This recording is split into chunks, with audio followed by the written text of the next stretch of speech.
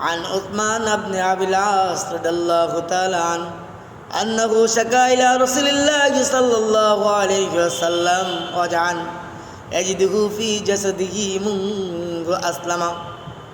হযরত উসমান ইবনে আবিল আস রাদিয়াল্লাহু তাআলা আনহু থেকে বর্ণিত, তিনি রাসূলুল্লাহ সাল্লাল্লাহু আলাইহি ওয়াসাল্লামের কাছে অভিযোগ করলেন যে ইসলাম গ্রহণ করার পর থেকে তিনি শরীরে ব্যথা অনুভব করছে। فقال له رسول الله صلى الله عليه وسلم, আল্লাহ রাসূল তাকে বললেন, ضع يدك على الذي تعلم من جسدك।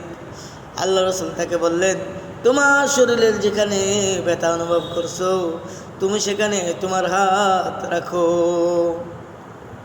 অকুল বিসমিল্লাহি সালাসা, এবং 3 বার পড়ো বিসমিল্লাহ।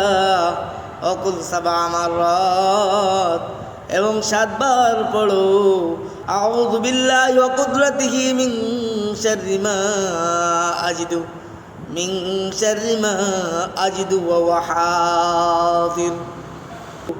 এই হাদিস থেকে আমরা বুঝতে পারলাম, যদি কোনো ব্যক্তি ব্যথা অনুভব করে তাহলে সে যেন তার হাতকে সেই স্থানে রেখে 3 বার পড়ে বিসমিল্লাহ বিসমিল্লাহ বিসমিল্লাহ, এবং 7 বার এই দোয়া পড়ে আউযু বিল্লাহি ওয়া কুদরাতিহি মিন শাররি মা আজিদু ওয়া হাযির।